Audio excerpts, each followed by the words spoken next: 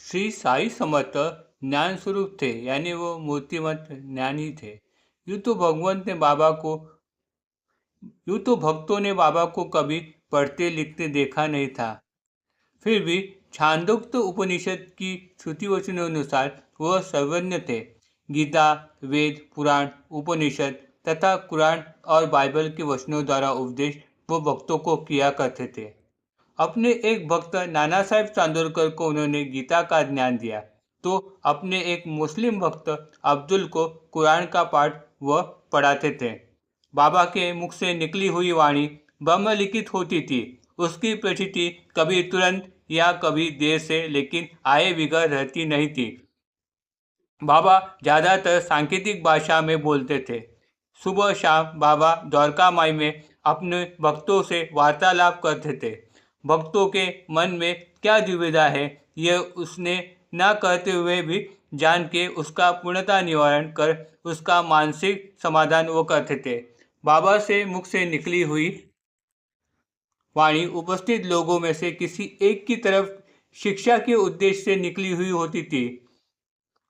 दुर्विचार दुर्विचारी इंसान के मन का संदेह दूर कर उसे सही राह दिखाने का काम वह करती थी, तथा किसी भक्त के मन में कोई सद्विचार आए तो उसे दूर करने के हेतु बाबा अपनी नज़र उस पर डालते थे। उनकी एक नज़र ही भक्तों को सही राह दिखाने का काम किया करती थी। बाबा अपने भक्तों के आचरण की तरफ सदा दक्ष रहते थे। वो हमेशा ही कहते थे, जैसी जिसकी नियत वैसी उसकी बरकत। मनुस्मृति में भी आचारः परमो धर्म, यानी कि सदा सदाचार का वर्तन यही परम धर्म है, यह कहा गया है। इस संदर्भ में बाबा के एक परम भक्त काका साहेब दीक्षित कहते हैं, बाबा कभी गूढ़ वेदों पर निरूपण नहीं किया करते थे, ना ही उन्होंने उपनिषदों पर प्रवचन दिया। आमतौर पर उनके उपदेश का रुख नीति तत्व का ही रहता था, लेकिन इस तरह से शाब्दिक प्रबंधन से ज़्यादा परम बहुमूल्य बोध उनके सहज आचरण से भक्तों को प्राप्त होता था। साई के उपदेश के लिए स्थल काल का बंधन नहीं रहता था। उठते बैठते चलते फिरते सहज ही भक्तों का प्रबंधन वो किया करते थे। एक समय की बात है, बाबा के एक भक्त अपने सहयोगी के साथ बातचीत करते हुए दूसरों की निंदा तथा गुणास्पद बातचीत में मग्न हो गए। बाबा को इस तरह का वार्तालाप कतई पसंद नहीं था। अगर किसी का बर्ताव सही ना हो तो उसे उसके प्रत्यक्ष ही उसे समझा के बुझा के सही राह दिखाना चाहिए, लेकिन चार लोगों के पीठ पीछे बुराई करना यह अयोग्य बर्ताव है। अंतर्ज्ञानी बाबा को जब इस भक्त के इस बर्ताव का पता चला, तब राह में ही बाबा ने उसे टोक दिया। उस समय बाबा लेडी स्थल पर सुबह शौच के लिए जा रहे थे। वो श्रीमान भी इसी काम के लिए रास्ते में से निकल पड़े थे। सामने आते ही एक सुअर की तरफ इशारा करते हुए भक्त से कहा, देखो किस तरह मज़े से वो जन लोगों की विष्ठा बड़े आनंद से खा रहा है।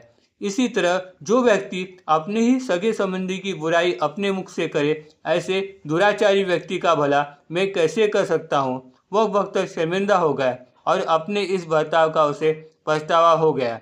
बाबा अपने सहज व्यवहार से अपने भक्तों के वर्तन की शिक्षा दिया करते थे।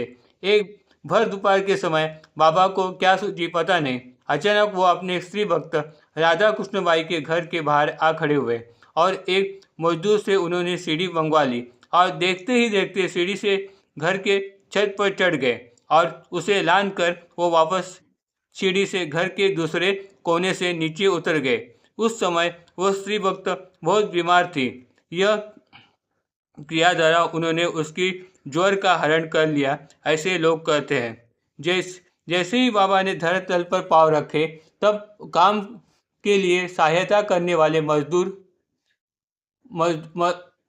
मजदूर को बाबा ने 2 रुपये दे दिए। उस समय उस 2 रुपये की वैल्यू 200 के बराबर थी। लोग आश्चर्य में पड़ गए। तब हिम्मत बजाते हुए बाबा के एक भक्त ने बाबा से इसकी वजह पूछी। तब बाबा ने स्पष्टीकरण करते हुए कहा, कभी भी किसी से कोई भी सहायता ले तो उसके श्रम का मूल्य जानते हुए तुरंत उसका मूल्य चुका दे। किसी के श्रम का भार मुफ्त में ना ले। यह थी बाबा की अपने भक्तों को व्यावहारिक सीख। Om Sai Ram. Please like and subscribe my channel.